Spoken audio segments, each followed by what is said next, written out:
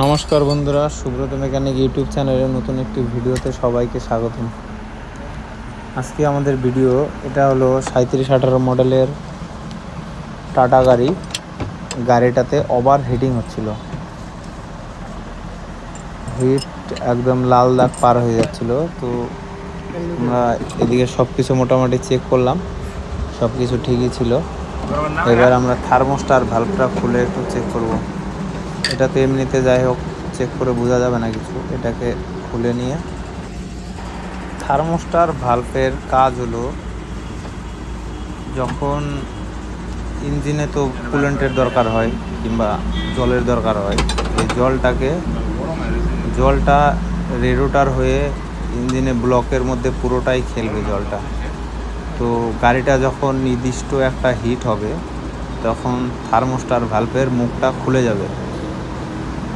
তার কারণে জলটা উপর দিয়ে হয়ে রেডিয়েটর হয়ে ঠান্ডা হয়ে আবার নিচ দিয়ে তখন সার্কুলেট করবে জলটাকে। তো এই থার্মোস্টার ভালভটা মনে হয় ওই কাজটা করতে পারছিল না। তো নতুন থার্মোস্টার ভালভ আমার কাছে ছিল না, তো এই কারণে থার্মোস্টার ভালভটাকে বাদ দিয়ে এমনি ডাইরেক্ট করে লাগিয়ে একবার একটা টিপ চেক করতে বলবো। যদি তারপরেও কোনো সমস্যা হয় তাহলে অন্য কিছু আবার ট্রাই করব। তো এটা লাগানোর সময় অবশ্যই আঠা দিয়ে লাগাতে হবে, কেননা আঠা দিয়ে যদি এটাকে না লাগাই তাহলে কিন্তু ওই যে 8 নম্বর বোল্টগুলো টাইট দিব, তার সাইড সুইট থেকে জল লিক করতে পারে।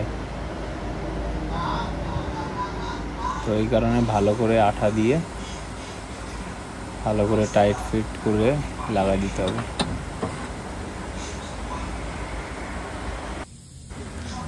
তো গাড়িতে কিন্তু হিট একটা কারণে হয় না, হিট যে হয় তার অনেকগুলো রিজন থাকে। যেমন ওয়াটার পাম্প যদি খারাপ হয় তাহলেও হিট হবে গাড়ি, যদি রেডিয়েটর জাম হয় তাহলেও হিট হবে। আর এই যে BS4 গাড়ি, এটাতে আমি অবশ্যই বলবো যেন কুলেন্টটা ঢালে।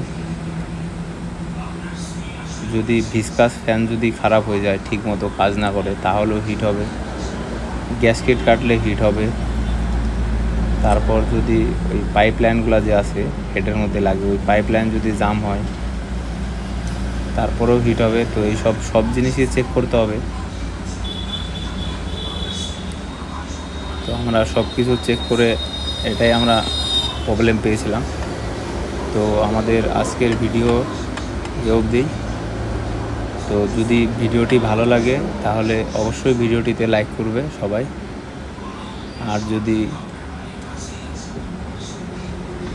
এই সব ধরনের ভিডিও আরও দেখতে চাও তাহলে চ্যানেলটি অবশ্যই সাবস্ক্রাইব করে রাখবে। তাহলে কি হবে, যখন ভিডিও আপলোড হবে তখন সবার প্রথমে নোটিফিকেশন যাবে তোমাদের মোবাইলে। তো দেখা হচ্ছে আবার নতুন অন্য কোনো ভিডিওতে। ততক্ষণ অবধি সবাই ভালো থাকবে।